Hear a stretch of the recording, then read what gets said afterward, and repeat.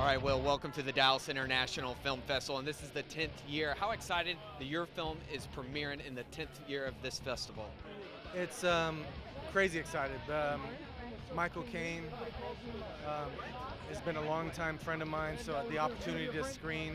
I'm from Dallas. My first film was shot here in Dallas, so the opportunity to make a movie and shoot it and get to premiere it in Dallas is a dream come true. Talk about working with this cast. I know you've worked several times with Chad, also Johnny. Yeah, I mean, Johnny and I worked together on a film called Sinners and Saints, and creatively, it's as good as it gets for a director. We have very similar sensibilities. He's a huge film fan like I am, and he got it. We were on the same page, and it made it very easy to work together. The whole team was very talented, obviously, but I brought in a weapons advisor, tactical advisor named Sonny Bozikas, who actually plays a character in the film. He plays Vlad, and so leaning on him a lot, trying to give. We're doing a crazy idea and trying to take that idea as seriously as possible and make it as gritty and dark and real. I would equate it more to a graphic novel versus a comic book, if you know what I mean. And I have a two-part question. First, what draws you to the action genre the most? And second of all, how do you see this film set in different from any other kind of horror or zombie style film? Well, for me, what drew me to it is as a little kid, that was what I fell in love with. These are, I've often said this movie's kind of like a love letter to my youth. It's a little bit of Mad Max, it's a little bit of Omega Man and Assault on Precinct 13, all these hardcore genre films that I grew up on. And I think it was an opportunity to kind of reinvent that and do our own thing with it. And what sets it apart is, I think there's a lot of films playing in this genre. I think that our take on it, with the weight of what the actors brought to it. And finally, I want to ask, being from Dallas, what's your thoughts on the Dallas film scene? The Dallas film scene is awesome. There's a crazy bunch of super talented people. I would shoot here as often as I can. I would love for the state to come up with a tax incentive that I could lure producers to Texas more often. Guys, it's the premiere of your film tonight. How pumped are you? Absolutely stoked, if that's still a word that people are using these days, but yeah. I think it's still a word. All right, I am definitely stoked. Stoked works. That's a good word. Stoked. I can't wait. Can you guys each break down your character in this film? My name is Ed Spila. I play Bishop in the film. Bishop's a hardened cop. He is the right-hand man of the group's leader, played by Lance Hendrickson. So he's kind of his go-to guy on advice and things that need to get done. My name is Brent Anderson. I play Vince. I'm the guy that everybody is hoping is going to fly them out of Dallas to somewhere there are no vampire creatures waiting to pounce on them. I'm an ex-airline pilot, and after the apocalypse, I have a very valuable skill set. So they're all trying really hard to keep me safe so that we can find a plane and get out of there. I'm Mark Hansen. I play Burton, and he's sort of a survivalist, kind of was preparing for the end of the world, so I'm not saying he's happy about it, but he feels kind of redeemed, and he's sort of kind of accepted in this group, even though he's an outsider. I think you're the most at home in the apocalypse. You're kind of like, hey, it's pretty much just like at home, you know. Got shotguns, a lot of guns, shooting people. Dream job. Yeah. Now, I know there's a running joke with you to protect you. Yeah. Talk a little bit about that. Oh, the running joke about me being the special one. That's the right, special one. The special one. Yeah, I That's saw right. his post on Facebook. He's like, well, not you. You're special. You're special. And Lance, when everybody, we're going to go, but not you, Vince.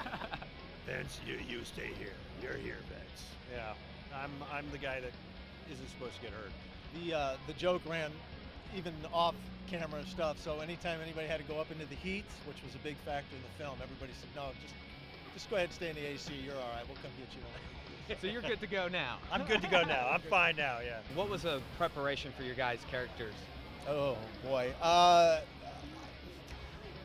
you try and dive into them as best you can and try and reach down and see. It really wasn't that hard of a stretch for me, coming from my background where I worked anyway. So, but what I found really intriguing about the part was the the camaraderie of everybody. And even as a cast member, we all gelled on that level and on screen. And I think that's what a lot of people are going to take away and be able to see out here when they watch the film, how well everybody gelled and worked together as a family. I don't want, without giving away too much of the film, especially the ending, we just took that to the extreme where everybody was willing to step up and do their part. And I, you know, as being a student of film, I've always been intrigued by those types of roles. So. I want to echo what Ed said in that the conditions of filming, you know, under the best conditions can be a real challenge. And we had really challenging conditions. We were shooting in the old municipal building in downtown Dallas, and you know, we would be down on the second floor where we had air conditioning. We go up to the fourth floor where there wasn't any, and it was like stepping out onto the surface of the sun. I mean, it was so hot. And the way everybody came together under the circumstances and worked together as actors, as crew people, directors, filmmakers, it created a bond that I think does transcend into the movie. You see everybody really working together, and it sort of just, you know, organically everybody morphed. It just worked, you know. The other thing is we could have went to the air condition, but that's the funny thing about everybody involved wanted it to be so real. They wanted the sweat, they wanted to live it, and I think it's definitely going to, you know, show up. I think people will hopefully be able to feel the pain that we kind of suffered a little bit potentially. I pose this question to Will. How do you see this particular horror film, action horror film, different from others? Good question. I think it's going to be the heart. I think you're really going to get a chance to feel for the characters. I think that's going to make the horror aspect a lot worse because you're really going to know these people and hopefully care for them when when you see what they have to go through. There is a character for everyone in the audience to find and to identify with and to link to. So I think that'll be the biggest thing for the audience, I hope. I agree with both what these guys said, and then on top of that, what I noticed during filmmaking was this incredible attention to realism on the film. Now you think, you know, action horror flick with science fiction elements, you know, how is that real? The attention that was paid to the gunplay, to the action sequences, to every aspect of it. When you've got characters that people are going to care about, and then it's not some sort of, you know, fake portrayal of these characters, is very realistic. I mean, you got something, it's a really powerful mix. Well, Lewis, tonight is the opening night for your film, Daylight's In. Yep. How pumped are you? I'm really pumped. It's a special film for me for a few reasons, and many reasons. So I'm genuinely pumped. You know, after you do a lifetime of these things, it's kind of work. You know, you go there, you expect a lot, and generally, or sometimes it's not always what you perceive it to be. But this film with William Kaufman, Johnny Strong, these guys know what they're doing, and I'm really pumped to see it. I'm hearing good things about it, so I'm excited.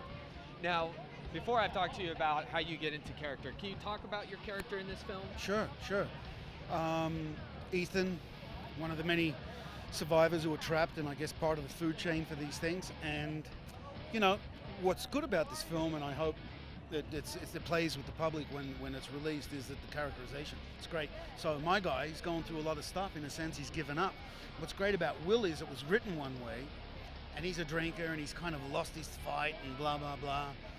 And reading into the script, what was great is we worked out with William that it wasn't that he's given up and he's scared of the zombies and he's, you know, lost faith in the survival or he's lost his courage. It's that he has this unrequited love story with the lead lady, and she's actually married and in love with his brother. So the layers ended up becoming really deep to me. Now, we never talk about it, but that's what I played, and I think it's what actors try and find. You try and find something more than the simple formatted way to play things. So it's got that type of characterization between us all. See, because everyone else knows my brother, and so everyone's going through that. Then we have the zombies. Boom, I think that makes it a great film. Now, did you put yourself in any little bit of uncomfortable position just to get in that character? Absolutely. I mean, you try and do it in a way that works. So yeah, of course I did. It was in an uncomfortable environment, and I did everything I could to get there. And I think on this movie I went a little too far. And people who are part of the film understand that. But it was awesome. I got the message across, but it was pretty unhealthy for me. Now, how did you get involved with this film? How did you find out about it? William's been real good to me. He's put me in a few of his other films. I was in Sinners and Saints with Johnny Strong and my brother Costas in the first Sinners and Saints. And then William asked me to be part of One in the Chamber. We went to Romania with Cuba Gooding and Dolph Lundgren. So William's been good to me. For some crazy reason, he keeps hiring me. God bless him, you know. The action's real. These guys know their gunplay, you know. Johnny and Will, they know their guns. So I think it just has that realistic approach to it. Plus the script's pretty damn good. And the actors that Will hired, pretty damn good, man. Wait till you see these guys at work. Gary Cans, Chris Cresson. I mean, Johnny is always on the nail. You know, it's a big cast. Lance Henriksen playing my dad. I mean, so there's some good work. If you really want to get into a movie, there's good work. Now, you've worked with Will before. Talk about that chemistry. William and I really kind of have the same sensibilities when it comes to films. Him and I both grew up watching almost probably the same identical movies, and on my side of the spectrum it was, wow, I can't wait to do that and perform that in front of the camera, and his perspective was, I can't wait to grow up and film that, you know? So him and I just had this perfect kind of creative relationship where if, you know, he'll send me a script that somebody gave him and say, hey, I got this script, what do you think? And in the process of a few weeks, him and I, by working together, make a better version of that to go make a movie with, you know? So it's great. I love it. Now, I've seen behind the scenes training with you with knives. Do we get to see a custom-made Johnny Strong knife in this? We do, yes, absolutely. I called William after we started developing the film Daylight and the script, you know? And I said, and I make custom artwork and knives. I said, hey man, I got this great idea, and I sent him an email, these are what the knives will look like and stuff like that, so kind of cool. And I also in the film wear a Strong Knives t-shirt. So a bit of a shameless plug, but Hey. but I thought it might be kind of cool in the sense that maybe the character was a intuitive and smart collector and had both knives and t-shirt. Finally, I got to ask, in correlation to that, how do you compare the gunplay in this movie to your role in Black Hawk Down, also Sinner and Saints? For me, I grew up around firearms. My father introduced me to them.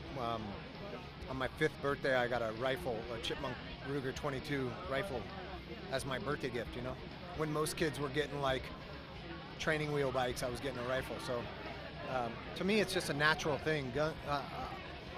I don't, it's part of my life, you know, as a hunter and a firearms enthusiast. So, you know, it's one of those things that as an actor, when someone says to you, like a director says, hey, I want you to, you know, take this gun and run over there and act like you shoot these guys and go do this. Because it's such a natural thing, to me, that's like a normal thing, you know? So I can shoot guns and make it look cool, you know?